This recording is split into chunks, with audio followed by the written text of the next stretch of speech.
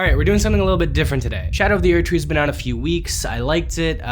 One might even say I enjoyed it thoroughly. As always, I had some thoughts on the bosses, and I thought at this point I might as well just do like a ultimate ranking of all of From Software's bosses, including Shadow of the Erdtree. So here's your spoiler warning. I didn't want to touch on every single boss they've ever made though, because that's kind of boring.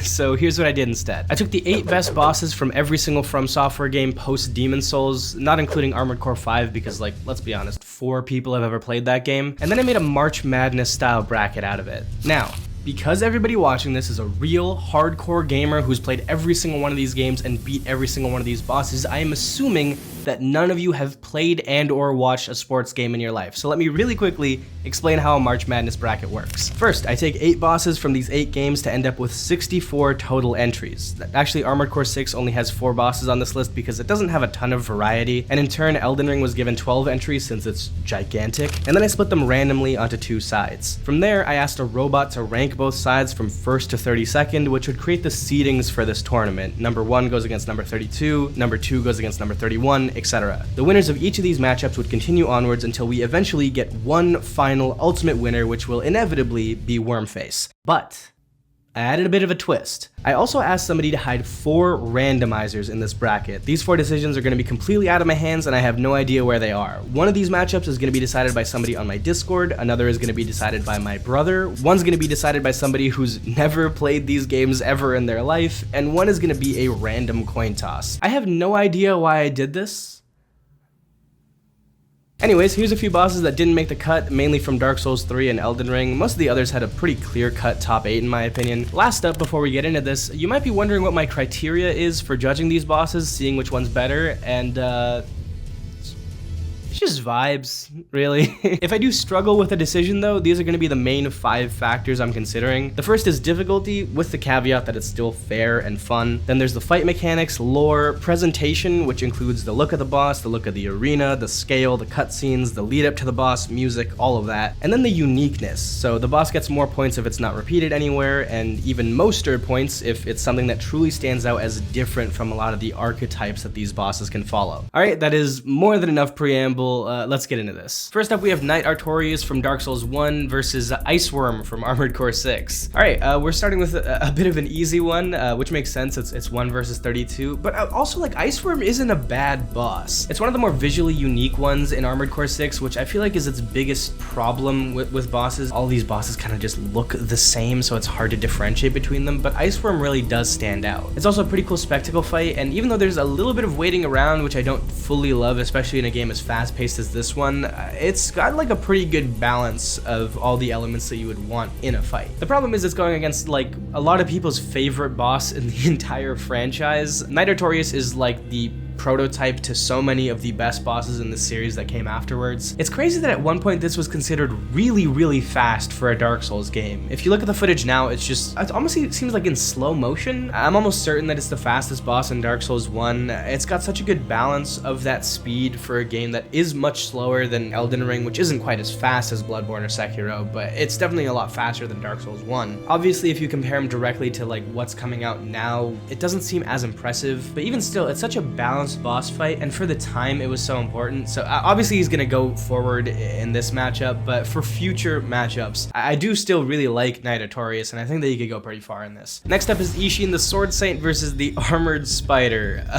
Yeah, another very easy one. First off, I will say Armored Spider, for being a spider, is not that scary, because there's some like messed up looking spiders in this series. The ones in Bloodborne, the red spiders in Bloodborne, I don't know what Miyazaki did there, but there's something like they've been chemically engineered to be the most terrifying things I've ever seen. Armored Spider, for whatever reason, never really freaked me out all that much. Also, again, another pretty solid boss. Demon Souls is definitely unique with this series, where a lot of these bosses can be considered like gimmick fights, and the Armored Spider is one of the cases where it's done pretty well. I actually don't mind this boss at all. That all said, it's very obviously Ishin. This is probably the most difficult I've ever found a boss without thinking that any part of it was unfair whatsoever. there's a counter to absolutely every single thing he does. Even like his big arena-wide moves, you can actually parry them and they will do stamina damage to him. I'm actually really happy to see any of his unblockables come out in any of the phases because they're really easy to turn against him and do an insane level of posture damage. The lore behind this fight is great. The arena's amazing. It's one of those big open fields with a bunch of flowers on it that they've done pretty often. This is one of my favorites. It's probably this and the Gehrman arena that are my favorite variation of this. I do think Ishin is going to be very, very difficult to beat because nobody can beat him mechanically, in my opinion. I think it comes down to the other stuff. Now we have Ornstein and Smo versus Maneater, two gank bosses, dual bosses here, and I have a bit of a controversial opinion. I really don't like Ornstein and Smo. I don't think it's that good of a boss fight. Ever since Dark Souls 1 came out, especially the base game, I feel like people were talking about this as the best boss in the entire game, the best gank boss of all time. One's big, one's small, one's kind of slow, one's kind of fast. It's a really good balance, and you have to really think about your positioning to do well. And those things are true, but it doesn't necessarily make like a super engaging fight. If you watch anyone actually play this fight, most likely what they're doing is a hit and run strategy where you just kind of run around, avoid any kind of contact whatsoever, and then get a quick hit in when you can, and then run away again. It's just really drawn out. I've fought these guys a couple times and I haven't found it engaging any of the times that I've fought them. Ornstein has this one attack where he charges at you like really fast. Basically the move's supposed to be like he comes straight at you at like 30 kilometers per hour, and it is a tough move to dodge, but you can definitely dodge it. But if he starts this attack behind a pillar somewhere, he gets caught in it and then he stays there for a split second. You don't know how long it is. It's always a little bit different. And then he comes out of that pillar at like 100 kilometers an hour. It's really weird, and it happened a lot to me both times I fought them. I do really like their design, and I also like that when you kill one of them, the other one gets supercharged, and it's a little bit different depending on which one you kill first. But it's way more of a waiting game than I like, and some of the AI is just like cuckoo crazy. With that in mind, I actually do think I'm gonna have them continue on forwards because Maneater is like, it's like okay. I'm kind of basing these off of the original Demon Souls, not the remake, because that's the one that From Software actually did. Most of what I remember from this fight is that it's just really kind of awkward maneuvering on this bridge, which can be fun, but also causes other AI problems and weird jank that's also present in the Ornstein and Smo fight, but I think it's more present here. They're also not as unique visually. Their arena isn't as cool. The area isn't as cool. Yeah, Maneater's, it's not as fun as Ornstein and Smo, but I don't think that Ornstein and Smo is gonna go as far as some people might like. Okay, never mind. We've hit our first randomizer, so Ornstein and Smo might be out in the first round, which I'm sure people will be very happy with. The good news is that this randomizer is calling my brother, which means that if you're gonna get mad at anybody, you can get mad at him, which I thoroughly encourage. Super awkward if he doesn't pick up. Shit. Come on. You have reached. God damn it. This is gonna ruin the tour. The world tour. Yeah, let's go. I have a super important question. What?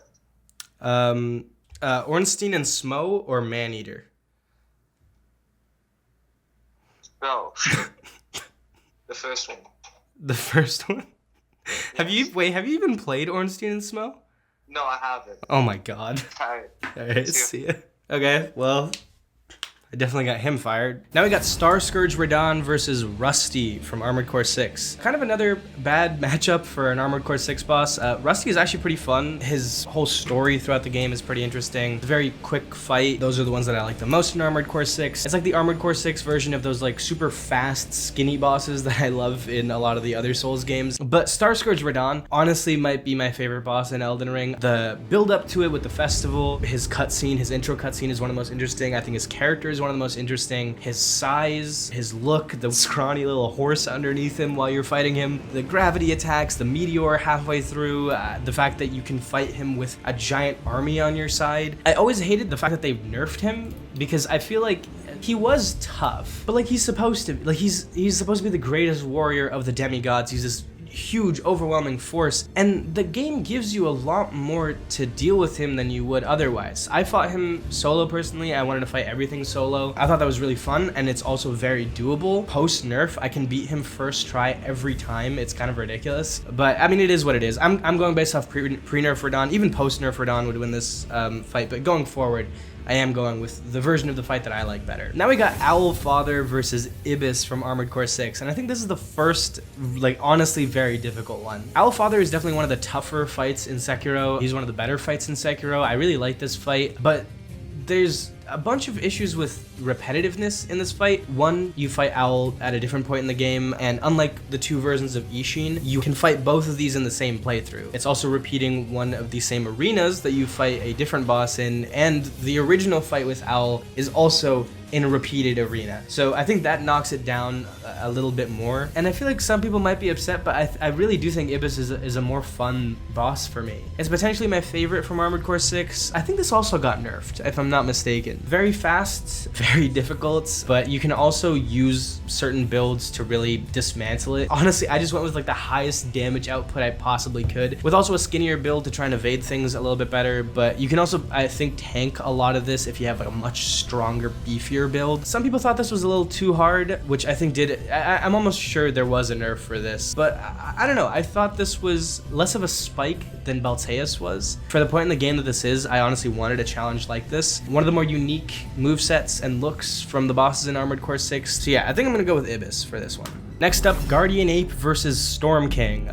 Back to another easy matchup. Storm King is another one of the sort of gimmick fights. I do like it. It's basically like a preamble to what they would eventually do with, I'm forgetting his name. Yorm the Giant, Jesus Christ. A special weapon that doesn't really do much damage outside of this boss fight, but you fight it from a distance with this gigantic wind attack. Pretty cool, visually speaking. I really like how the remake did the visuals for this one. I know a lot of people think that the remake's too sleek looking, but I don't know. I like the look of a lot of the boss cutscenes and the boss fights in this. But Guardian Ape is like just so, it's such a unique boss within Sekiro. It does really annoy me that they do the headless boss fight later on, but the first phase of this boss fight, he has such a strange attack pattern for what you've fought so far with a lot of sword fighters up until this point. Now you're fighting this gigantic beast thing. He has really great gap reducing attacks in a way that feels very monkey. Like they just do really great with this theme. And then obviously like the fake out death, and then he gets up and picks up the sword, and how it ties into immortality in the lore of Sekiro. Honestly, like that, it doesn't have a cutscene, but that mid-fight moment is one of my favorite in any Souls game. The headless fight is like a completely different cadence. The only slightly annoying thing with this fight is I really don't like the terror build-up when you're close to him with the scream, but I guess it's just a way to pace the fight out so that you have to move away from him sometimes, and it's got a decent wind-up, so that's fine. Yeah, this one's like a runaway victory. Now we have Gwyn, Lord of Cinder versus Balteus, which is a really interesting. Is this like all of the bosses from Armored Core 6 already? Yeah, we've straight up gone through like every single one of the Armored Core 6 bosses on this list. And this is honestly another like really difficult choice for me. I don't know if that's weird that this is difficult, but Gwyn has obviously so much narrative importance in the first game. I think his theme is probably the most iconic theme in any of the Souls games. I just feel like the fight itself has aged kind of poorly, and it's really easy to turn it into a joke. I'm sure most of you know by now, but you can just parry him into oblivion. You can also tank his hits with Havel's gear. His moveset is really simple. It's mainly just a couple of slashes with different delays. I do like his flame sword, although I think that you see Knight Artorias come in and just show like a much cooler moveset for a sword wielding enemy. So what made him great and iconic has kind of died off in a way that didn't really happen with Artorias in my opinion. He just seems kind of bog standard at this point. Balteus on the other hand, I have problems, especially pre-nerf, with the way that the difficulty spikes for no reason during this fight, and it really doesn't tell you much about how to handle an enemy like this before you fight him. It teaches you a lot more afterwards, which is a little bit annoying, and then if you go back to the Balteus fight, you're able to just absolutely destroy him. I still think it's a really engaging boss fight, huge moveset. It plays to the strengths of AC6, which is when you're hitting a good balance between ranged combat and close quarters. One of the more unique designs. I honestly, you know what, people might dislike this, but I'm gonna go with Balteus. So that means two of the Armored Cores, like there was only 4 bosses on this list for Armored Core 6, and 2 of them have moved on against competition that some people might have taken the other way, but I do really like these 2 bosses. I think they were easily my favorite from AC6. Melania versus the Divine Dragon. This is a bit of an interesting matchup because I like one of these fights mechanically a lot. I think the difficulty of it and the combat of it and the dance of it is really fun. If there's a few points where I think it goes a little bit too far. And then the other one is like just a visual spectacle. It's so nice to look at. And if you go vice versa for both of these, the mechanics of the Divine Dragon are just like, whatever. And maybe this is a hot take, but I think Malenia has like a really bad visual setup. I do like her character design. It's very minimal, very unassuming for being the hardest boss in Elden Ring, at least before the DLC. I just really don't like Malenia's arena that much at all, actually. It feels very cheap to me. Again, like I said with Ishin, it follows that same big field of flowers idea, but this one's indoors, so you don't get the same sky and field juxtaposition, I guess. It seems a little thrown together, the arena, and in some ways the fight feels a little bit thrown together as well. Some people have said that this is supposed to be a Sekiro boss. It acts like a Sekiro boss. There's a lot of things that point to the fact that this was supposed to be in Sekiro and it was put in Elden Ring, and they have two very different speeds. The most obvious place is the waterfowl dance, which is nearly impossible to dodge. I know that there's a way to like dodge into it somewhat consistently, but like it's hard to find that pocket, and it really doesn't make itself clear at all. The majority of people who beat this boss will either do so because they're out damaging it to the point where they can maybe stagger her out of the waterfowl dance, or maybe they have a tanky enough build, or a very effective way to get away from waterfowl is by running away from it, but you have to do it so quickly that you have to like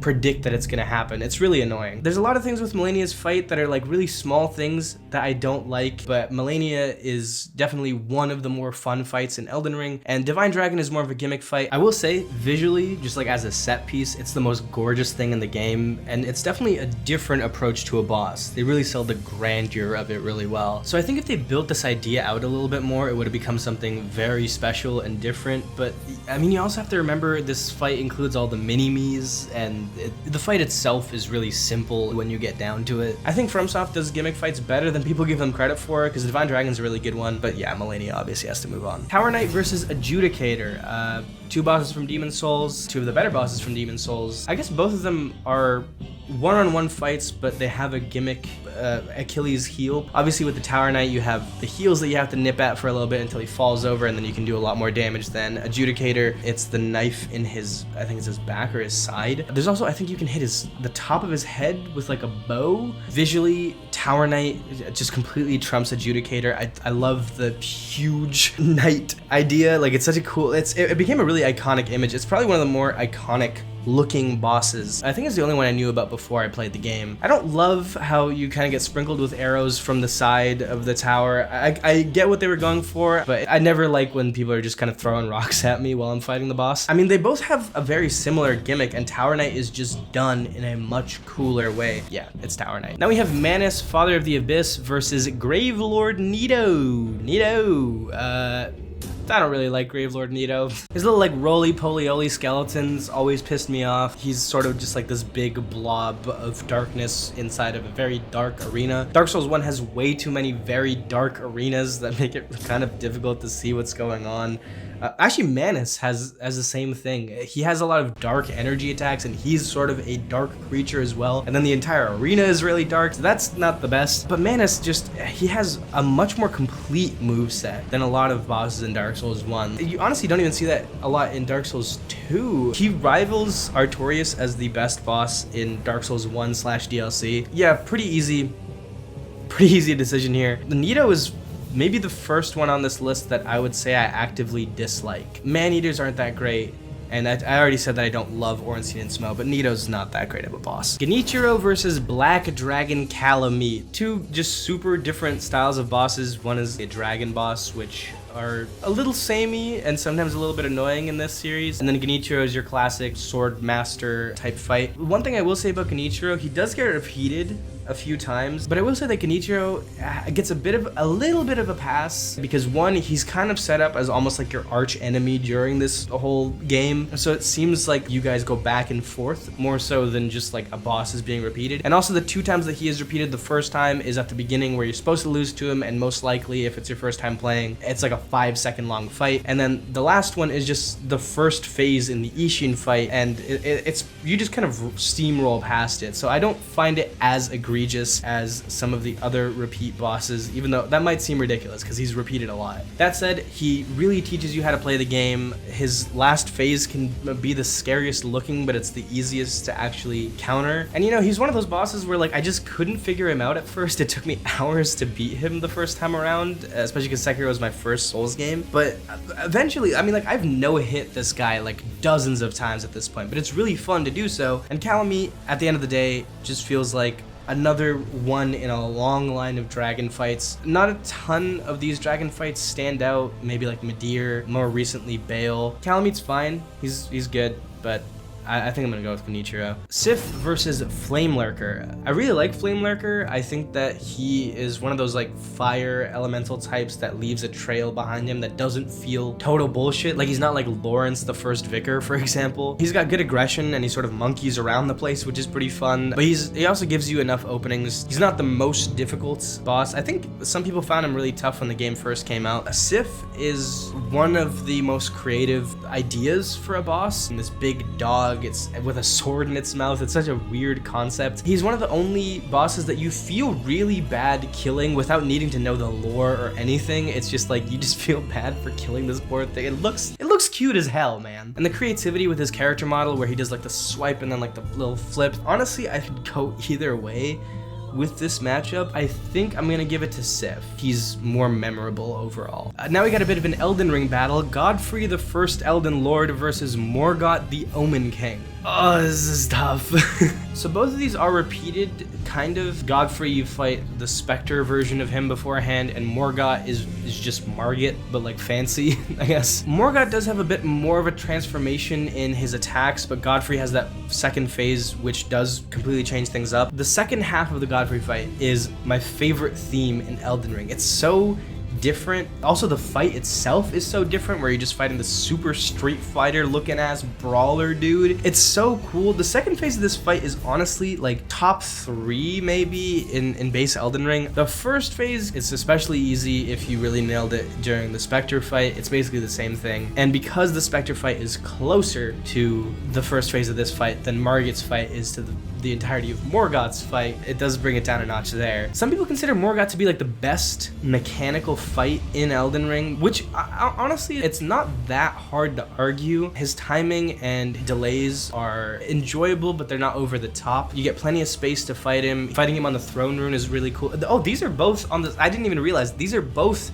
in the same arena, and I think it works both times that you fight them there. Godfrey is probably a little bit more difficult, especially because I couldn't crack his second phase. He just moves differently than you would expect. Fight mechanics probably goes to Morgott. Lore-wise, neither of them are like my favorite from Elden Ring. Presentation-wise, I'd probably say Godfrey. He has that like regal look to him that was plastered all over the Elden Ring marketing for good reason, with the lion on his back, and then he turns into, again, Street Fighter rip, just 19 pack. That also kind of adds to his uniqueness. I know that the second phase of this fight is kind of doing the heavy lifting, but I am splitting hairs with this one. I think all of the small things go to Godfrey and would probably give him the edge for me, but somebody could definitely convince me into Morgott, but I think for me personally, Godfrey's a little bit better. Now we got Penetrator versus Lady Butterfly. Penetrator?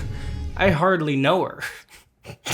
Lady Butterfly was, I think, the first boss that I fought in Sekiro. The arena's fine. It's kind of burned into my memory, but there's nothing super special about it. The fight is also very mechanically solid. A lot of the Sekiro fights are going to be super mechanically solid. Although I don't love that you have to use the pillars to stop from her, like, weird dagger holy attack thing that she does. I don't even remember what it is. Yeah, whatever that is, it's not the best. And then in the meantime, she kind of just fights you normally the same way she did in the first phase. Penetrator is not as cool in the original as he is in the remake. I really like his look in the remake, especially with the red sword. It looks so goddamn cool. He's not like the most unique out of all of them, but I do think that he is a very solid fight. The mechanics are really solid on this one as well. Some of the best in Demon Souls. I love that he starts the fight just stabbing that weird clown dude at the very beginning. I think I'm gonna go Penetrator with this one. I think Lady Butterfly, maybe I just fought her too many times. Okay, we only have 2 more matchups in round 1, side 1. This is gonna be such a long video. We have the Bell Gargoyles versus the Dancer of the Boreal Valley. I honestly have no idea how the Dancer ended up this far down. I guess this makes her like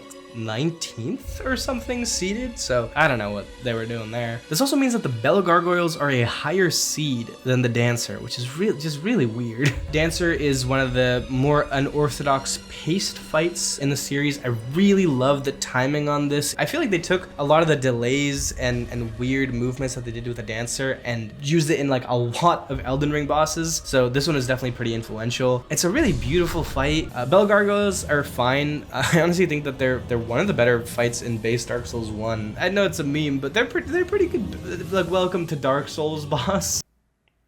Yeah, man, it's the day. I mean, I don't even know what else to say. It's obviously the Dancer. And last up on this side, we have Old King Allant versus Demon of Hatred. Again, I have no idea how Old King Allant is so far down. I guess he's like number 17 then. That makes no sense. Demon of Hatred is simultaneously one of the best and one of the worst fights in Sekiro. I can never make up my mind about it. It's the only fight in Sekiro that I can't get down to a science. I can beat him the majority of times, but especially when I'm doing the boss runs, he's usually the roadblock. It's like, it's a toss-up whether I'm gonna beat him or not. He's definitely built more like a Souls or Bloodborne boss than he is a Sekiro boss. There's not a ton of opportunities to parry him in the same way as a lot of the other bosses, and a lot of his status stuff can be really annoying. At the same time, it's a really sad story of how he sort of comes to be. He was also really visually interesting, has definitely frustrated me a bunch of times, but I wouldn't say that he's one of the worst fights in Sekiro. Maybe that was going a little bit too far, but I don't have like a pure love for this boss. Old King Allant, on the other hand, maybe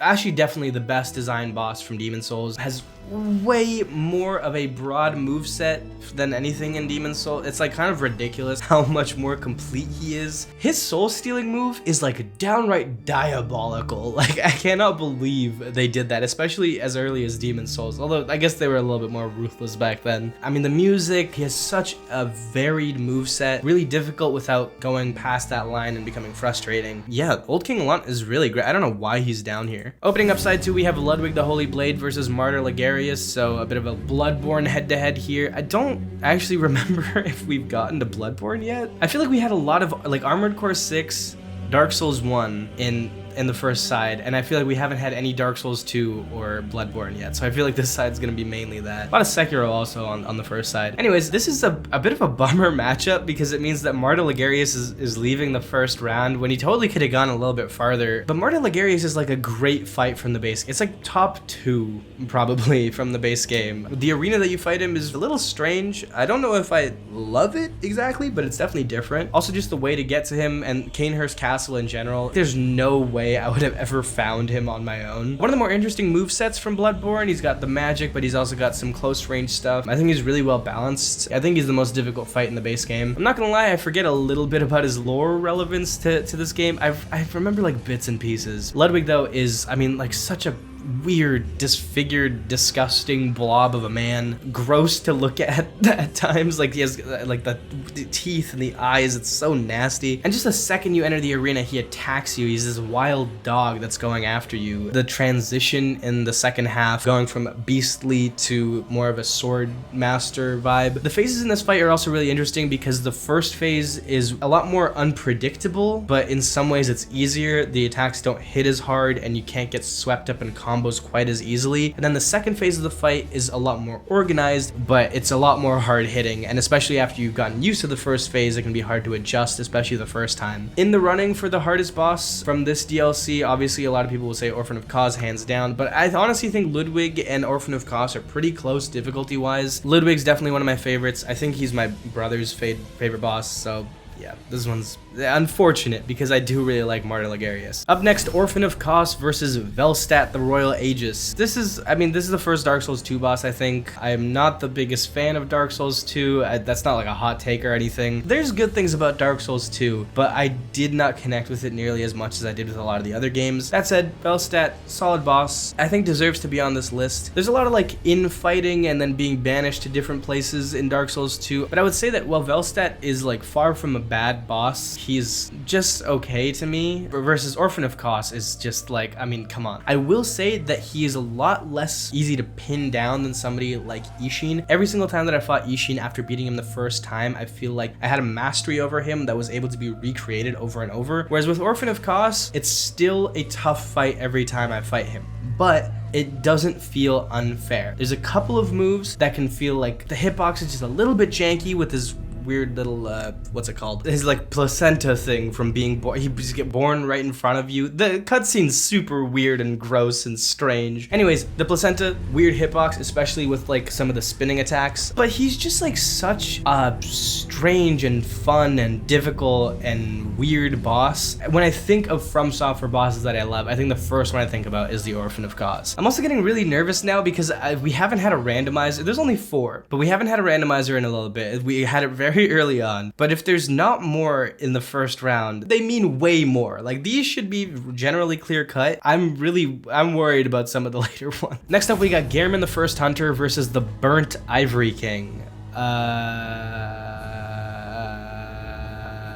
That's not good. I know I said I didn't love Dark Souls 2, but the Burnt Ivory King, he might be my favorite boss from that game. He is one of the most interesting lead-ups and entries in any one of these games. The way that you have to fight with a mini army against a small other army first, and then this doorway opens up in like the most Doom-ass way, and then he steps out of there and then you fight him. It's like a really unique entrance for a boss. I wouldn't say he's the most interesting looking boss in terms of scale or design, but all of the factors that I had listed out, he hits all of them pretty well in my opinion. Gehrman, on the other hand, also is a little bit unique in the way that, you know, he's your ally and your confidant throughout parts of this game, although he is a bit of a weird, creepy guy. He's definitely got like a sex doll or whatever, but he's gotta be like the coolest dude to ever have a pocket pussy. His like transform weapon, the fact that he's a hunter just like you and he parallels you in a lot of ways. He pulls out the Glock partway through and he starts parrying you. He has my favorite version of the big field with flowers all over it, especially the way that it's framed during the cutscene is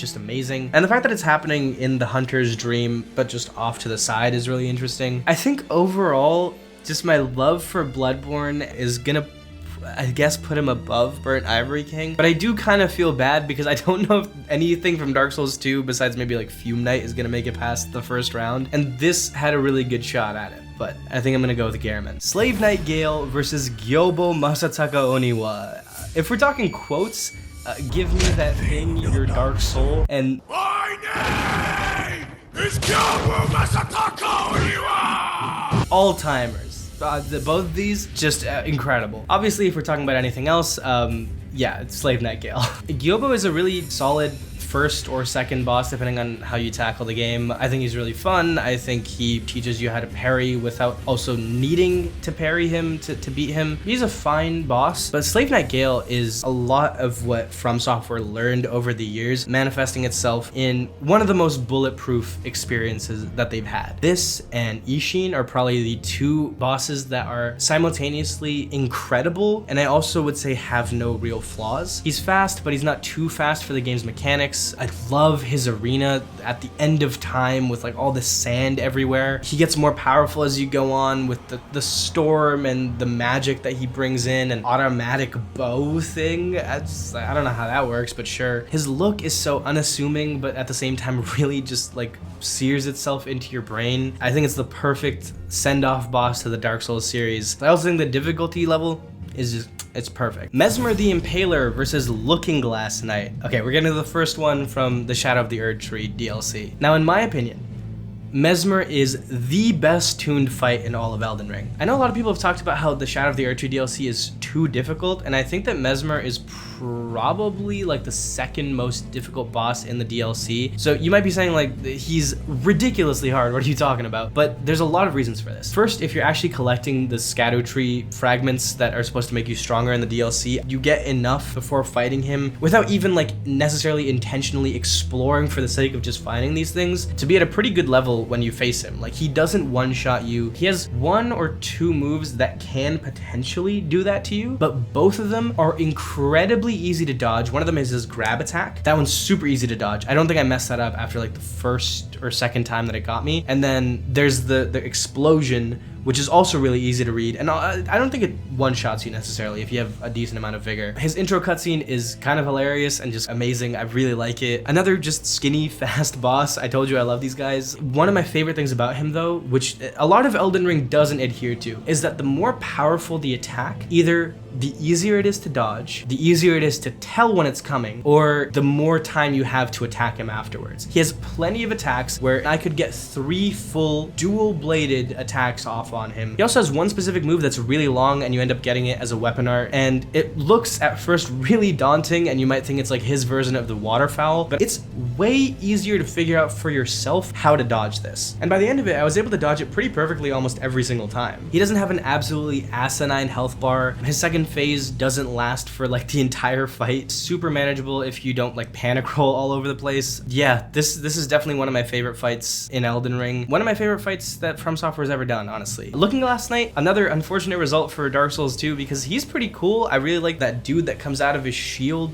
that like breaks through it. That's such a cool effect. Both of these are really well-tuned fights within 2 games that can sometimes struggle with that aspect. It's got a pretty cool arena. The whole Looking Glass shield is sick, but Mesmer's a really great boss that they added in the DLC. Sister Fried versus Dark Lurker, 2 bosses that just annoy the hell out of me. So what I said about the Demon of Hatred, where he can be one of the best and also one of the worst bosses in Sekiro, which I don't fully stand by, I think actually really applies to Sister Fried because she is a very interesting boss. She's a very long boss. I know a lot of people view her as one of the better bosses in recent years.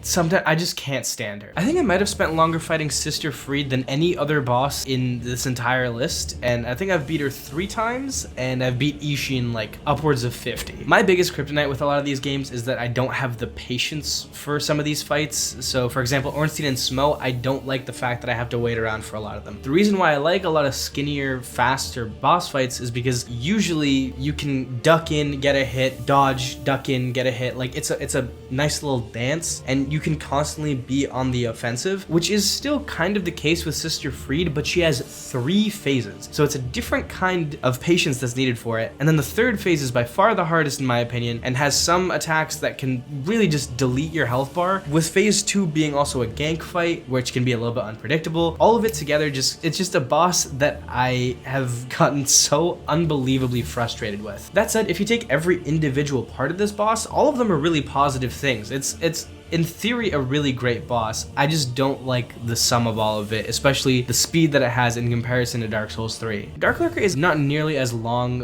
of a fight. It's not as much of an endurance test. I remember it being a little bit of a frustrating experience, not to the point of Sister Fried, but it also doesn't hit the heights that Sister Fried does. I don't really love the look of this boss. It's a little bit boring. None of the attacks are particularly all that interesting. So I think I give Sister Fried the edge just because she has much higher highs, but I also I'm not the biggest fan of Sister Fried. Midra, Lord of Frenzied Flame versus Sin, the Slumbering Dragon. At this point, I mean, you probably know where I'm going with this. Midra is probably the 2nd best fight in the Shadow of the Erdtree. I think, again, actually, Midra is not that difficult. Midra kind of reminds me of the Lady Maria of the Shadow of the Erdtree DLC. Just like Lady Maria, I beat Midra in like 3 tries. The attacks were very fairly telegraphed. They have a lot of status effects with them, but the status effect hitboxes are a lot more forgiving than you might think. Sometimes there's like trails of frenzied flame that are left over that don't actually do damage to you, which is nice. The cutscene's great. I like that you can rewatch it because it's a really cool cutscene. And the lead up to this boss is honestly incredible. It might be my favorite lead up to a boss. Everything from the madness enemies that kind of remind me of Bloodborne, but you have to like sneak through the grass, and the things on the ground saying you can't fight these things, hide from them. Just a ton of Bloodborne vibes with this one. It's Bloodborne within Elden Ring, just like in a little corner, which I really love. Midra also feels like a Bloodborne boss in a lot of ways. Yeah, I'm a huge fan of this one. It's gonna be a fan favorite, I think. Sin, fine. Dragon fight.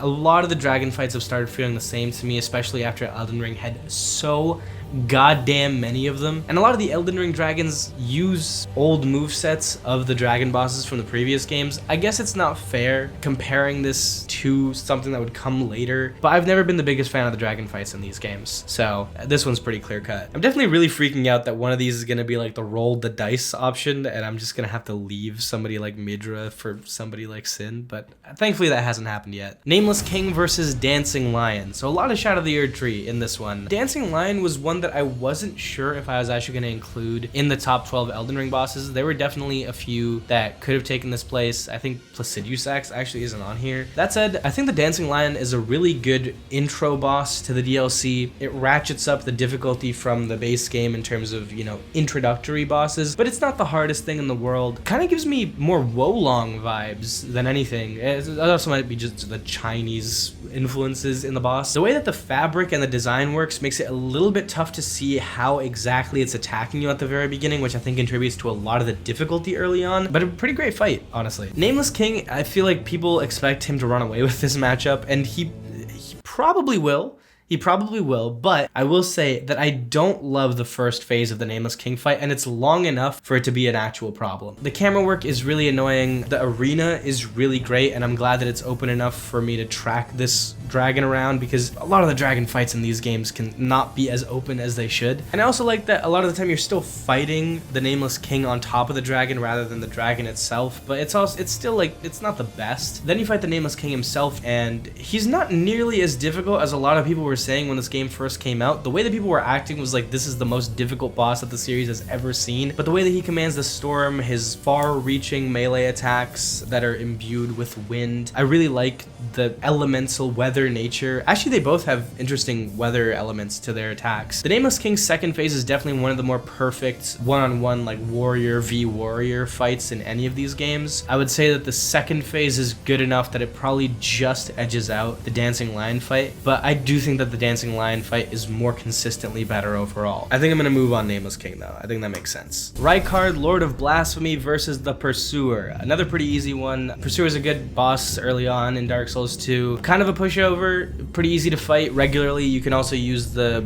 ballistic thing to just one-shot him. You can trivialize him really easily by strafing. I don't have anything against this boss. Rykard is probably the best gimmick boss that they've ever done. It's kind of hard to call him a gimmick boss because you still have to pretty much fight him straight up. You're just using an exceptionally long weapon to do so. His whole vibe, like the super weird voice that he has, I love his voice. It's one of the funniest things. He's simultaneously so epic and so weird in a way that like just it feels so comical and over the top, but it all works somehow. Got one of the coolest locations leading up to him in all of Elden Ring. It's so ridiculous that they expect you to find it though. Another one where I probably wouldn't have found it if somebody hadn't told me how to get there. He has his own little cadence with the way that he uses his sword, which I think is pretty interesting. His sword is also like one of the best boss weapons in the game. It also just has like a bunch of like, I think it's a bunch of people's souls, but they're all fleshy and weird, like hanging off the sword, so that's pretty nasty. Rykard is another one of my favorites from Elden Ring. Pretty easy decision here. Baal the Dread versus Sir Alan. Yeah, another one of the Shadow of the Erdtree DLC bosses. I do like a lot of the bosses in the DLC. Personally, don't love parts of the lead up to the Baal fight, even though I really like, first of all, the dude who just screams at Baal when you enter the area. I also like the visual side of everything and the concept of the lead up to this fight. This would have been a really cool lead up if there weren't like 300 dragons in the game already, and it's just so frustrating having to fight so many more of these things. I just wanted to ignore them. I think you can, to a degree, ignore some of these and just move past them, but yeah, I didn't like having to fight a bunch of dragons to get to him. He was definitely one of the tougher bosses in the DLC. I found him tougher than Midra, almost as tough as Mesmer, I would say. It probably depends on when you fight them and how many scatter tree fragments you have, but as far as dragon fights go, it's the most unique dragon fight From Software's ever made. He's not as cool looking as Placidusax, for example, which is arguably the other best dragon fight that From Software has made, and again, he did not make the cut. I think if one was to be switched around just because there's two dragon fights, it would be either Baal or Placidusax. Although I will say Sir Alan is like he's a really solid boss from Dark Souls 2. Obviously, he fits into that same like man with sword thing that Dark Souls 2 is criticized so much for. There's a lot of them. Even its best bosses are all dudes with swords. I think he has a little bit of jank in his hitboxes as well. I might be confusing that with another one of the bosses, but I feel like one of his stab attacks has a really bad hitbox. I think that's him. To be honest, I can't really decide between these two, so I'm gonna go to my 5 factors. Obviously, Bale's more difficult, but I was struggling to decide whether the reason for that difficulty bordered on unfair due to a few attacks that felt like they went on forever, covered the whole arena, and required the most specific method of dodging to avoid. But it's not like the worst case of this I've ever seen, so I let it slide and he gets difficulty. Fight mechanics, I might have to give to Sir Alon just because I like fighting something that's on the ground with me more so than something that's like flying around all over the place. Uniqueness is kind of a wash. They are both heavily overused. Both of them are like better versions of a thing that you've seen about 1,000 times. Lore, I'm not the most up to date on the lore of either of these guys, so that's also gonna be a wash. And then presentation, there, again, like I said, there's issues that I have with the lead up to Bale just because the repetitiveness of the dragons, but the overall like look and atmosphere of all of that is pretty cool. So I think I'm gonna give it to Bale, but Sir Alon is not a bad fight. Pontiff Sullivan versus Blood-Starved Beast. These feel like two bosses that are like not the best in their respective games, but they're both like really rock solid. Like I like both of these fights a lot. Blood-Starved Beast is more random and kind of like hard to get a gauge with originally. Probably overall a little bit easier. And he also has a lot more weaknesses. You can stagger him really easily if you want. He also has an aversion, I think, to fire. Pontiff Sullivan, just super iconic weapons. I think he telegraphs his attacks pretty well while still not doing it enough that it becomes an easy fight. They sort of like rebuffed this for the Shadow of the Erdtree DLC with Renala, but personally I like Pontiff Sullivan better. His arena is a lot cooler and I like his moveset a little bit better. I also think it's interesting that you can use his Shadow Clone Jutsu against him in a way because the reflection does less damage, I'm pretty sure, but he's also letting you know what the main boss is gonna do in a split second so you can avoid that better. Overall, I really like Blood-Starved Beast, but I think Pontiff Sullivan is a more complete fight. Malekith the Black Blade versus Father Gascoigne. One of these fights is a tale of a lot of ups and downs, and then the other one is just super consistent. I feel like if you can beat Father Gascoigne, you can beat the entirety of at least the base game of Bloodborne. He's tough but fair, he's fast but he can be staggered. There's obviously the lore aspects of his daughter giving you the bell that you can use to try and bring him back out of his beast self. His final form of turning into a beast is a little bit more erratic than the rest of the fight, but again, has a lot of counters to it. I think you can parry him a little bit easier in this phase. On the flip side, I think Malekith has one of the best designs in Elden Ring, one of the best designs that From Software has done. His armor is so cool. I think if they found a way to make the second phase at least 75% of the fight, and then they also reduced the ridiculous damage and status effects that it has, because it can bring your health bar down to like next to nothing very quickly. It has like that life leech effect. The attacks are so powerful. He's a real glass cannon. I think if they just balanced that a little bit better and they'd made it longer, it would have been like, oh, just one of my favorite fights in the entire game, and it probably would have beat Father Gascoigne. But I think Gascoigne is just such a stellar boss from start to finish that I give him the slight edge here. Mog versus Lady Maria. I definitely think Mog is a little bit tougher. Fighting him recently, he doesn't seem as tough as I remembered. At least initially, he felt like the perfect balance for endgame boss difficulty for Elden Ring, whereas some of the others felt a little bit overtuned. Pretty interesting design. I like all the blood attack stuff. It's kind of weird that he's weak to bleed. He's like the Lord of Blood. That's a little bit strange. He's got his own cool little area, his palace with all the Albinarics outside of it that you farm for souls. He definitely seems like this dude who's discarded and off in his weird little corner, and he seems kind of pervy in the base game. DLC tells us that he actually got, you know, he got the old Yankee Doodle twist. He got crossed up a little bit by Mikola. Just like a mean step back, broke his ankles type of incident. So definitely a really interesting character, pretty mechanically solid fight, interesting arena. Lady Maria, a lot of people consider her one of their favorites. I think she could be a little bit more difficult. I've never had trouble with Lady Maria. I've fought her 3 times, and I don't think I've taken more than 4 attempts on her anytime. A lot of blood related things with this one as well. This is a pretty fitting matchup, I think. I like her design a little bit better. Mog's is more out there, but Lady Maria's is just like really classic, and I think it was part of the marketing for a reason. Also, her dual swords, super sick. Again, I feel like I'm splitting hairs a little bit here, so I'm gonna say difficulty goes to Mog, presentation goes to Maria. Fight mechanics, also probably Maria. Lore goes to Mog. So it all comes down to which one is more unique. Now Mog does have a kind of repeated version of himself down in the sewers, and he's also visually kind of similar to a lot of the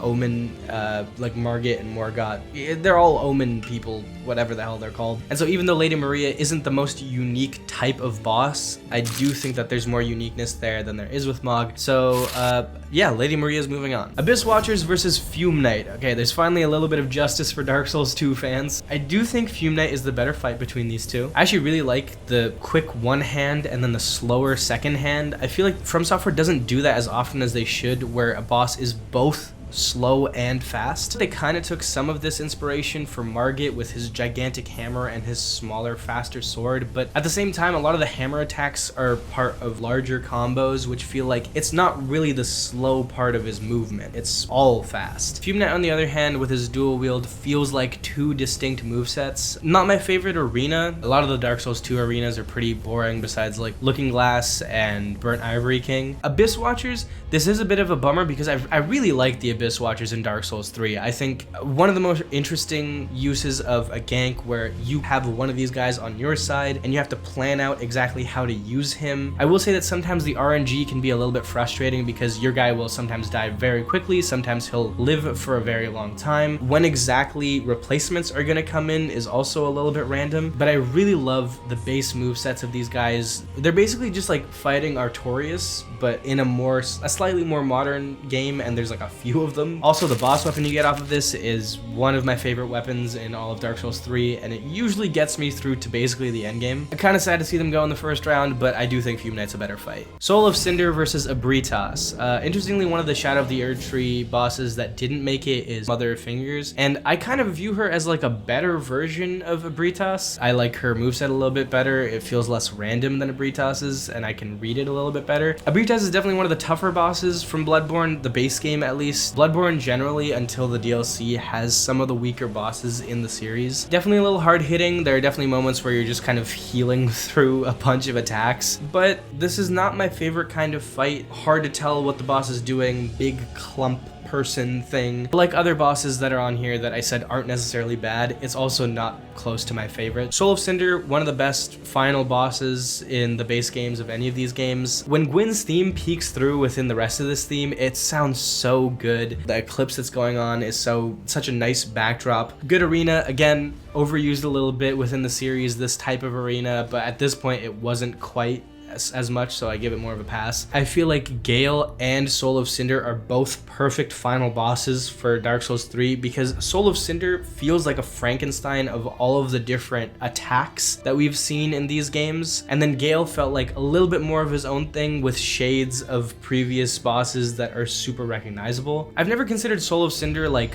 that close to my top favorite fights of all time. I would definitely consider him better than Abritas though, so he definitely moves on here. And then last up in round one, which has gone on way too long, but thankfully it's by far the longest one, we have Lorien and Lothric versus Promised Consort Radahn. And I think for the first time, fittingly, I guess it's the last thing to show up, I have to explain why a boss is on here, because a lot of people might be raising an eyebrow at Promised Consort Radahn. In my opinion, this is by far the hardest boss that From Software has ever made. I actually think my initial attempt at beating Sister Fried was longer than my initial attempt at beating Promised Consort Radahn. It took me, I think, 3 hours to beat him, which by the looks of it is actually pretty good. But yes, I understand that there are some complaints with this boss. The first is that he is somewhat of a rehash because Radahn already appeared. That I'll actually push back against quite a bit. First of all, I think the lore reasons for it happening are pretty interesting. It being like the soul of Radahn and like his armor and everything, but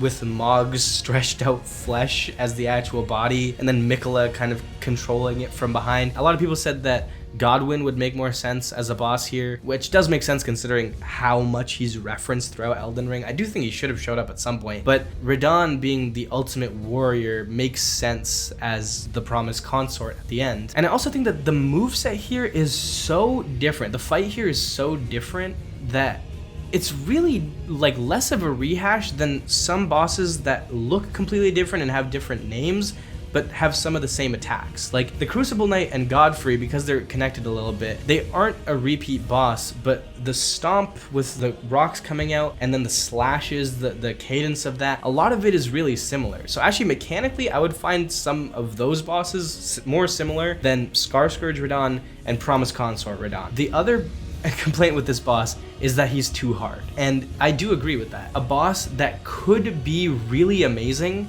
and is brought down because of things that they just could have very easily changed. For example, there's an attack in the first and second phase which comes out really quickly. It's a pretty basic attack, but unless you're in the exact perfect place and you recognize it at the exact perfect time and move in the exact perfect direction, frame perfect, you will get clipped by either the first or second of the attacks. Then you're stun locked for the third part and he rips into your health bar with this move that doesn't seem like it should be that dangerous. And then an even bigger problem is that in phase 2, it is so visually messy that it's nearly impossible to tell when an attack is coming out. This is the first time I've ever done this during a boss fight, but I actually had to use the PS5's save capture feature thing to see what he was doing during one of the attacks in the second phase, because I genuinely could not even see what was going on after seeing this attack come out like 10 or 15 times already. Also, and this is the opposite of Mesmer, a lot of his most powerful attacks are the ones that don't give you an opportunity to attack afterward. There are certain moves that he does which are arena clearing and take so much effort to dodge, and you'd be lucky if you got a hit in afterwards, and a lot of the time you don't even get that. And it's really annoying because I think this is actually a really fun boss in a lot of other ways, but there's just a couple of things that it does that I genuinely think are flat out poor boss design, and I would have liked for them to figure that out before the game shipped. Still, I think he maintains a spot on here. I do have a lot of fun fighting him. I do think he was a good, fun, tough challenge. They just need to tweak a few things.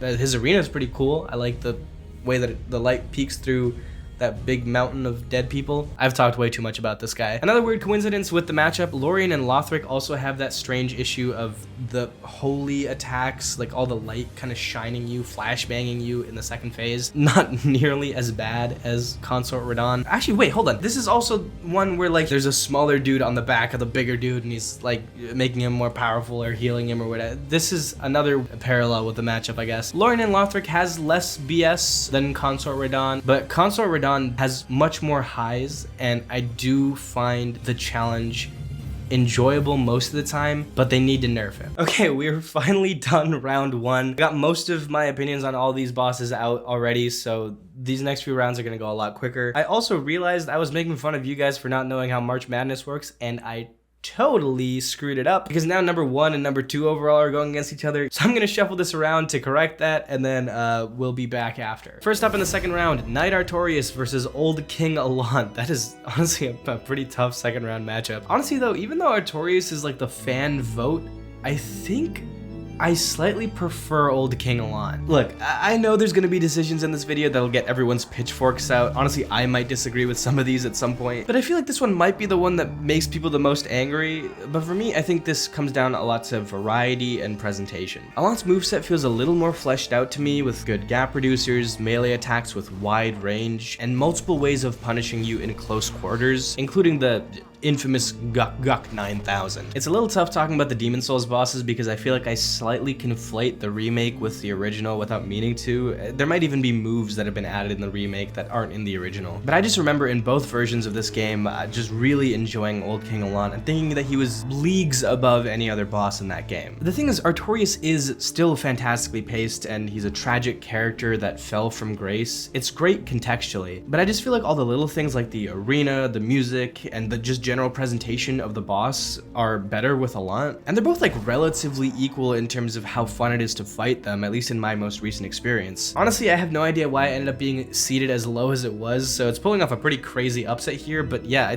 I think I actually prefer Old King Allant to Knight Artorias, which might be a crazy sentence, I don't know. Malenia versus the Tower Knight. I think Tower Knight is a more iconic looking boss. Both of these have things that I don't love, the archers in Tower Knight and the waterfowl with Malenia. Also, Also, the general presentation with Malenia, I think, is lacking. Malenia is much more of a straight-up fight, though, and a real test of metal in a way that, aside from the one attack, I think is pretty fair but very tough. So she's gonna move on over here. Ibis versus Sif. Another controversial take, maybe here. I think I'm gonna go with Ibis. Again, it's my favorite fight from Armor Core 6. Sif is a very beautiful, somber, kind of tough fight psychologically. Wins out on the uniqueness front over Ibis. I just feel like the Ibis fight has so much more going on. There's so much more to sink your teeth into, from the slew of different attacks to the dance of positioning and directional and aerial dodging, plus a really underrated arena. More doesn't always mean better, but outside of presentation, I feel like Sif is a very stripped down boss, and Ibis is a real test of skill in AC6, so I give that one the edge. Sif is definitely one of my favorites from the original Dark Souls, though. Star Scourge Radahn versus Godfrey, the first Elden Lord. Pretty handily, Star Scourge Radahn. The scale of this fight, the arena, all of the tools in his arsenal, I love this fight so much. Guardian 8 versus Genichiro. Both of these are repeated at different points. One I think is more egregious than the other. Genichiro, I actually like the through line that they have with that. But putting aside their direct doubles for right now, Genichiro is like ground zero for Sekiro enemies, not just bosses. Like 99% of enemies are doing something slightly similar to what he does. And then you have the Guardian Ape, who has two distinct phases with two distinct approaches, and they're both like totally different from the conventions this game sets up while still being enjoyable. The uniqueness factor of this one, I'm gonna go with that. Ornstein and Smo versus Penetrator. Honestly, that's pretty easy competition for Ornstein and Smo, all things considered. I think I'm gonna stick with Ornstein and Smo. I mean, you can't say they don't look visually distinct, especially for the time, and they're pretty tough, if sometimes for the wrong reasons. Although I do think that the Penetrator is just like such a solidly made boss fight. I do like its remake version better though, and this isn't the remake version. I'll go with Ornstein and Smo. As I'm not happy about it, but I'll go with it. Balteus versus Manus, a bit of a weird matchup here. I think I'm gonna go with Manus. I think he's honestly a better fight in Dark Souls 1 than Artorias is, even though Artorias is the fan favorite and is more my style of boss fight. These are both the biggest challenges in their respective games, but I connect a lot more to the gothic look of Manus over AC6's visual style that's just like pretty samey. It's by design, obviously, but it's still relevant to point out. If I had to fight something right now, I honestly might prefer fighting Balteus, but I think Manus is the better overall fight. And last up on this side is Dancer of the Boreal Valley versus Ishin, which is an unfortunate matchup for the Dancer. The thing that Dancer ranks higher than basically any of these bosses is elegance and, fittingly, the dance. She forces you into her weird, unsettling rhythm with long chains requiring repeat dodging before it's your turn. It's really great. Unfortunately, one of maybe like 2 or 3 bosses that can beat her on that front is Ishin. This fight is also elegant, but also powerful and confident. He basically has a triple weapon build, all with different ranges and speeds, and that creates an even more off-putting rhythm, which eventually can be very appreciated once you understand it. I do think the look of the boss itself is like so goddamn cool. The ice sword and everything. I do really, really love the Dancer fight. I wish I would have been able to go into this next round, but yeah, I gotta go with Ishin. On to side number 2, we still haven't hit any randomizers, which it's just super concerning. I think I made it so that it couldn't happen on the final and maybe the semifinal, but I might not have done the semifinal, so I'm hoping that it doesn't show up there. First up, we have Ludwig the Accursed / the Holy Blade versus Promise Consort Radahn. Both just ridiculously difficult bosses. Ludwig has like a couple of small moves that can be a little frustrating. Promise Consort Radahn has like 12, and some of them are really big. Yeah, I think overall quality is in Ludwig's favor. Promise Consort Radahn, I like the first phase better than the second phase because I actually see what's happening. It's a bummer because I think if this had been balanced a little bit better, it would have been able to take on a matchup like Ludwig and made it at least a tough fight, but I just think that it's too unfair to the player to have it move on past somebody this good. Nameless King versus Rykard, Lord of Blasphemy. I think it's Rykard. Both of Rykard's phases are rock solid. They up the ante pretty well. The second phase with like the storm of death that's around you is pretty interesting to see. He's got a lot more personality than the Nameless King. Nameless King is cool because he's like a mystery, but Rykard has like such a presence. He's like the only person here that has like on-screen presence besides like Mesmer or like in some ways Malenia. For a gimmick boss in quotes, there's not really a flaw with Rykard. I really like his boss fight. Nameless King's good, but if it had a better first phase. Oh, okay. All right, yellow. I'm not too mad whichever one goes forward. I do like Rykard more, but yellow is gonna be... Okay, yellow is flip a coin, so it's gonna be the most random of chances. I guess we'll do heads for Rykard and tails for Nameless King. Tails. Okay, so we got Nameless King. I mean, sure. All right. That's fine. I'm not that mad about that one, but that's still a bummer. I like Rykard. Mesmer the Impaler versus Father Gascoigne. I mean, I love Gascoigne. I think he's a really solid, like, early game boss, but it's obviously Mesmer. And again, instant classic boss. This is like one of the best that they've made in a very long time, maybe ever. Slave Knight Gale versus Lady Maria. That is an unfortunate result for Lady Maria fans. I think a lot of what makes Lady Maria really great as a boss, Gale does, but a little bit better. Maria is a late DLC boss who's meant to put up a challenge, but in my opinion, Gale is tougher and plays a more integral role in the story of the DLC. They both have kind of low-key but instantly recognizable designs, but Gale's is more striking and iconic. They both get driven to more aggressive and desperate and hard-hitting tactics later, but Gale's is more visually stunning and in a much wider, epic arena. Lady Maria is a really solidly made fight, but Gale is just like a step above that in my opinion. Sister Fried versus Pontiff Sullivan, another one that I'm potentially going against the grain on. Again, I don't love Sister Fried. The thing is, if I broke this down to the 5 factors I have, she might come out on top, because like I said, the elements in this fight individually are really good. I just don't like how it comes together, and you know what it is? She beat me. She is the only boss in this entire list that I feel has beat me. Even though I've beat her a few times, I can't get over the feelings I had fighting her and not being able to beat her. I don't know why she gave me so much trouble, but I think I'm gonna go with Sullivan. Now we got Gehrman versus Fume Knight. I think I like Gehrman better. This might be my Bloodborne bias showing, but I just love the speed of this fight, the way that he mirrors your character's place in the story. You can clearly see he was a hunter just like you, not even just from his name, but from everything he does. Great use of the transform weapon, which is also super fun to use in New Game Plus. Just the way he slides around all over the place. If you really know what you're doing, you can slightly trivialize him, but I also feel like with most bosses in Dark Souls 2, if you know what you're doing, you can trivialize the entire game. I just think that Gehrman is seared into my memory so much more than Fume Knight is, and part of that is because I played Bloodborne more and I like Bloodborne more, but yeah, I'm gonna go with Gehrman. Oh no. No. Okay. Alright. Alright, and I know what red is too. No. I have to call somebody who doesn't know anything about these games. Hello? Hey, what's up, girly pop? Nothing. What's up, girly pop? I have a question for you. Mm-hmm. Who's better, Gehrman or Fume Knight? What? Who though? Me personally? What was the option? Gehrman or Fume Knight? Like the company garment? No, I swear to God. Me personally, I You say what? Fume Knight. I fucking hate you. Oh my God, get the hell out of here. God damn it. All right, I guess we're doing Fume Knight.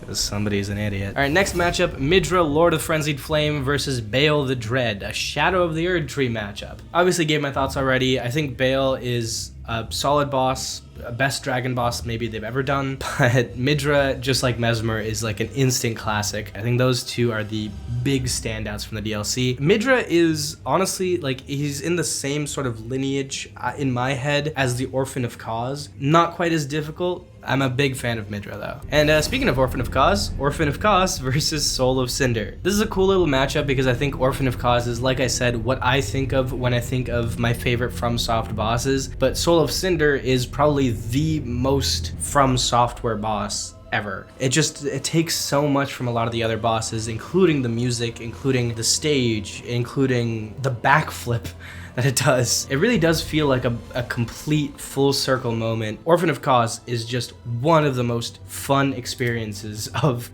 playing games for me, I think. Trying to find when to be aggressive and when to back off in a fight where your opponent is just flailing around like the most dangerous toddler on the planet is definitely tough, but it keeps you constantly engaged. The sheer strength that he has and his range of moves also goes to show that the only reason you even have a chance against this guy is because you spawn camped him. Like, if you'd given given this dude a few years, he'd be able to crush your soul with his pinky finger, so be glad you got here when you did. I really don't think I'm gonna forget the first time I beat the Orphan of Kos, so I'm gonna move him to the next round. Old King Allant versus Melania, Blade of Mikola. Am I gonna pick Old King Allant? Again, if I'm going based off of who I would rather fight right now, I think Melania is just such a fun challenge to try and take on, but there are issues with Melania's design, and I don't find that many issues with Old King Allant. And considering when he was made, actually even now, there's this special quality to him where he seems genuinely regal and pristine instead of, you know, deformed, bloody, past his prime, decrepit, anything. And obviously, in classic Souls fashion, this isn't the true king and he actually looks like this, but that doesn't negate the fact that no one really looks like this boss fight or feels like this boss fight. I think he has a better arena and atmosphere than Melania. There's just something about how Melania's been set up that just looks muted. Something about the colors, maybe. And I also think that he's more balanced than Melania while still being more difficult than the average Souls boss. Melania, I also think I liked more on replays because initially there were certain gimmicks that felt counterintuitive, like the life leech. I do think it somewhat discourages being as aggressive as you could be with her, because if you trade off with her, it's not just trading off the health on either side, she can literally heal off of that hit. Don't know if I love it for a boss that you have to fight so aggressively. So I guess this is a bit of a Cinderella run, but I think I prefer Old King Allant. Ibis versus Star Scourge Radahn. Yeah, this is the end of that Cinderella run. It's not really a Cinderella run. I do like Ibis a lot. I think it's a great boss, but this is really just a case of anything you can do, I can do better. Better open arena design, better intro, better effects, more imposing, more surprising, more standout design. Probably making it to the semifinals. I'm also realizing that I've been putting SC Radahn as short for Star Scourge, even though Scourge does not begin with C. Guardian Ape versus Ornstein and Smo. Finally, I can get these friggin' nerds out of here. Guardian Ape 100 out of 100 times. I've mentioned my issues with Ornstein and Smo, but even if that weird attack didn't happen with Ornstein, and even if there was less patience involved in their boss fight, I think I would have taken Guardian Ape either way. He just has such a cool change between phase 1 and phase 2. More of a uniqueness in terms of just like the concept of this kind of boss. I love the Guardian Ape. He's one of my favorites from Sekiro. And speaking of my favorites from Sekiro, we have Isshin the Sword Saint versus Manus, Father of the Abyss. Two daddies, or granddaddies, or something. I don't know. What is... Isshin was like a grandfather in that one, right? I mean, he would have to be a father. This is besides the point. Manus is one of the better large, monstrous, but still deceptively quick bosses in the repertoire. And Isshin is one of the better agile, human-sized bosses. But the sheer depth of Isshin's moveset and how different all of the attacks and combos are in terms of pace. And then most importantly, once again, the fact that you can use all of these against him. There's not one attack that can't be better for you than it is for him if you're on your game. All that stuff really puts him above in my eyes. And I think Manus's fight is so goddamn dark. It's so hard to see things while Isshin's is like in this beautiful field. Yeah, Isshin moves on. Side 2, we have Ludwig the Accursed / Holy Blade versus the Nameless King. This one's pretty handily. Ludwig, Nameless King, again, it was a coin toss, so it didn't necessarily even need to be here. Even if it was Rykard, I think Ludwig takes that one as well. Just like Guardian Ape, he's got 2 phases with 2 different speeds and styles, and they both work, and they require you to adjust your approach. He's also wielding a weapon that's steeped into the identity of all of these games.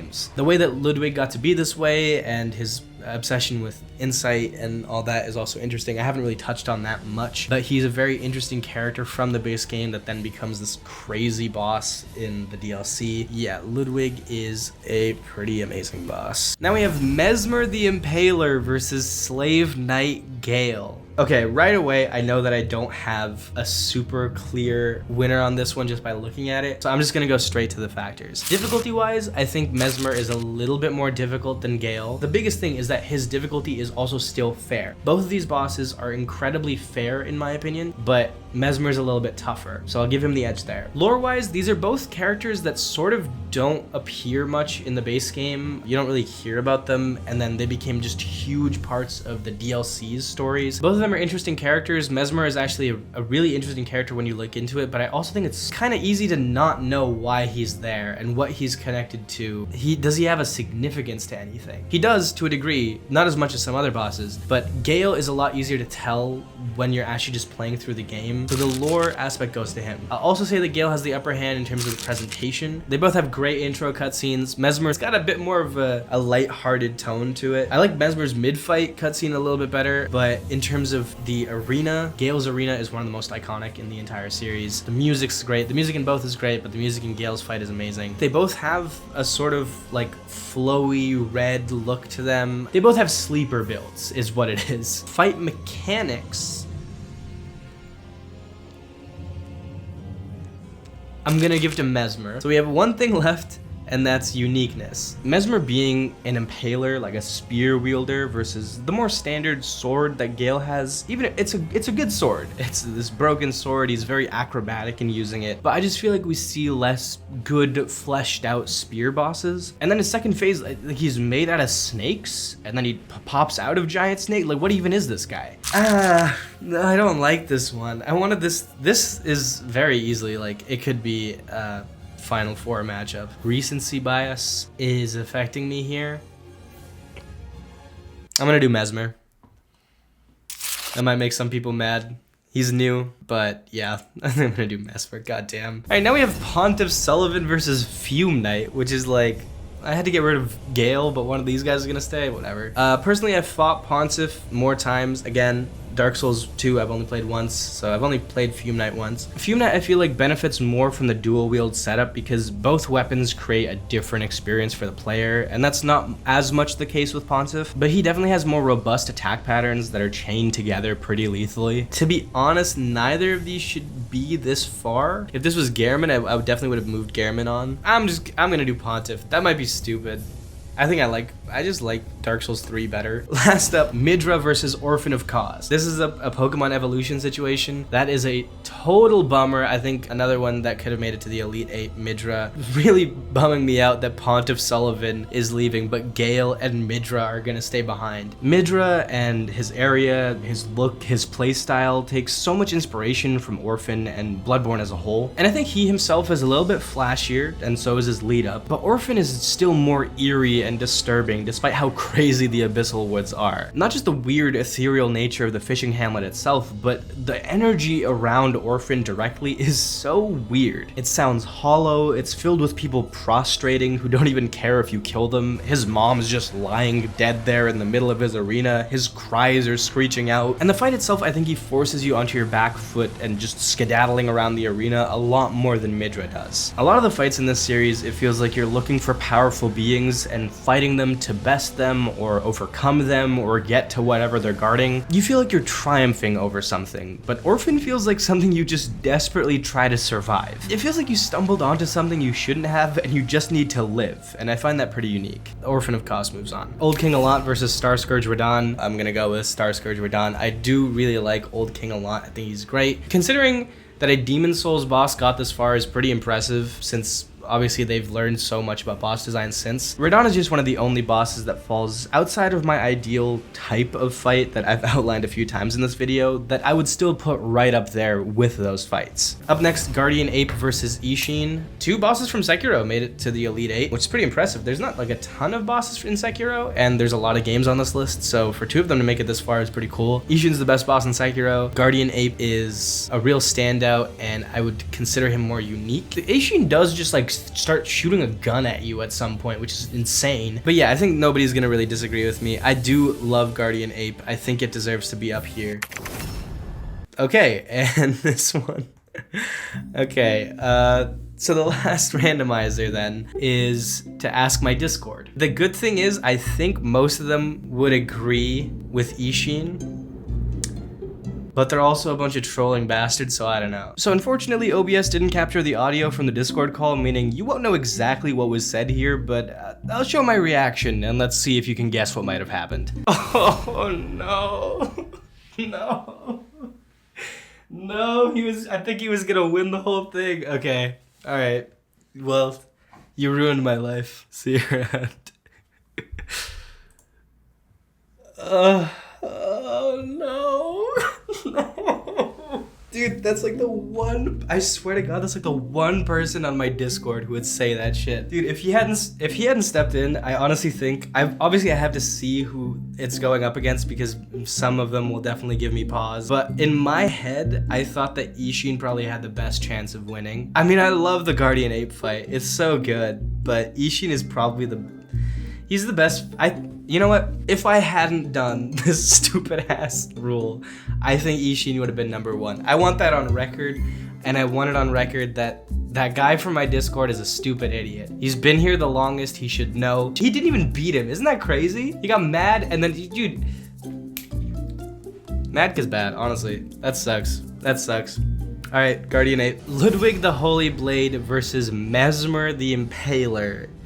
That's another tough one. I guess it makes sense because it's gonna be like the 4 best bosses, or the 3 best bosses and Guardian Ape. He is a good fight, but he shouldn't be a top 4 From Software boss.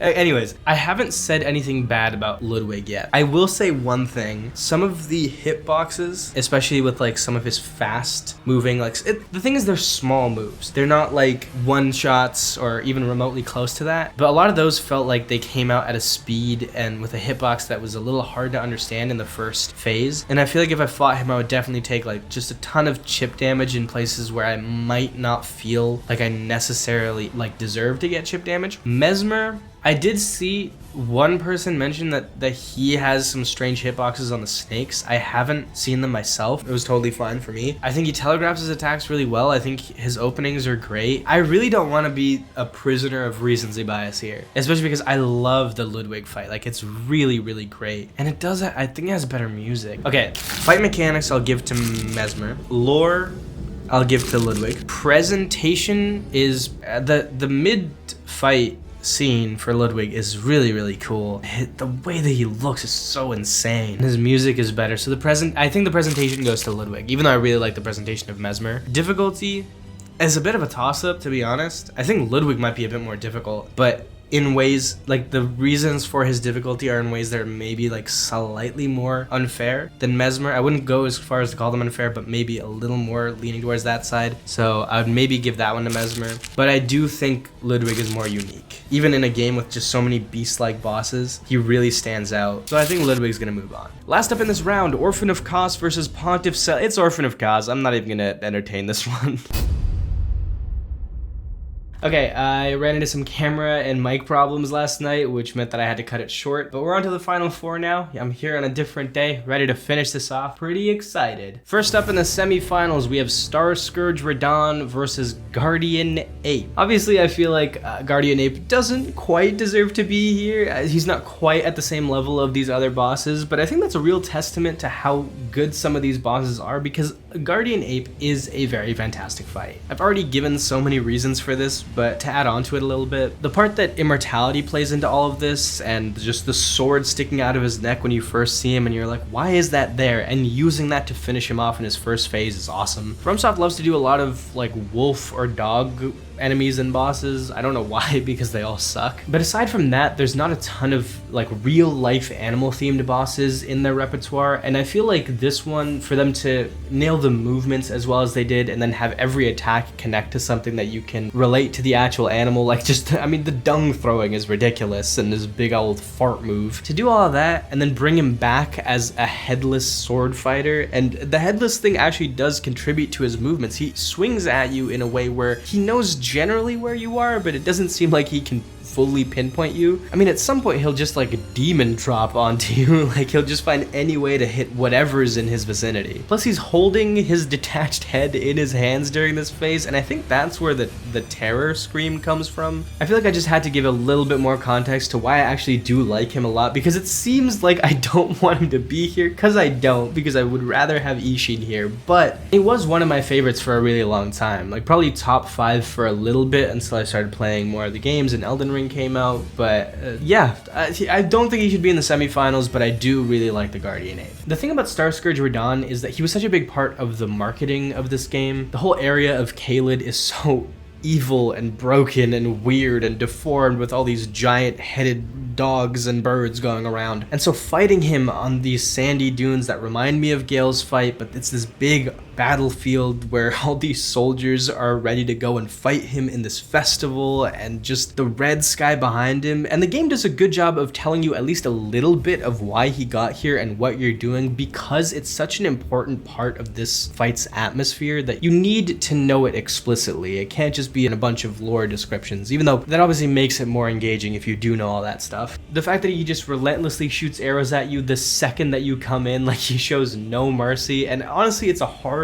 time just getting to him, especially when you don't really know much about the fight. A couple of things that maybe I don't love: his meteor attack with the 4 meteors that surround him. I've never gotten a good understanding of how to dodge that, and it seems to track you with inhuman speed. That goes double for before the nerf, and also before the nerf, because again, that's the version of this that I'm considering. His hitboxes for his swords were much bigger than the swords actually were. But if you look at my factors, I feel like he has some of my favorite lore in any of these games. He has maybe my favorite presentation out of any boss that they've made. And pre-nerf, he was one of the most difficult bosses that they ever made. So 3 of the 5 categories, I would put him in like the top 2 or 3 ever across the board. And then the other 2, he's not like a slouch in them or anything. I wouldn't put him top 2 or 3 in fight mechanics and uniqueness, but I would put him pretty high overall. So while I wanted to give some argument for Guardian 8 because he is a good fight, I think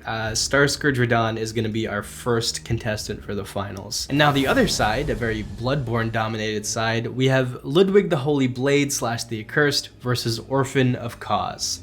So these are my 2 favorite bosses from my favorite game in the series. I've said in videos before that I don't think Bloodborne has the strongest bosses out of all of these games, but I do think its DLC has the strongest group of bosses with these 2 and Lady Maria. Obviously there's also like the jelly bean dudes and Lawrence, who thankfully you could ignore because he sucks. And this is gonna be really tough because I've always been of the opinion that Ludwig might be a more quality boss when you break it down, but Orphan of Cause has always been my favorite of the 2. And part of what makes Ludwig so cool is the story behind him. There's so much more story that you get to see unravel throughout the course of the main game of Bloodborne and the DLC that you don't get to see with Orphan of Cause. Ludwig is a background character through a lot of this. His influence is seen all over the place, and he's also somebody who tries to get too much insight, which is again a reoccurring theme in this game. Obviously Orphan of Cause is one of the great ones, which is also a recurring theme and very, very important to the lore, but him himself, like, he's not somebody that we've had a microscope on this whole time. They both have very striking looks in different ways. Orphan of Cause is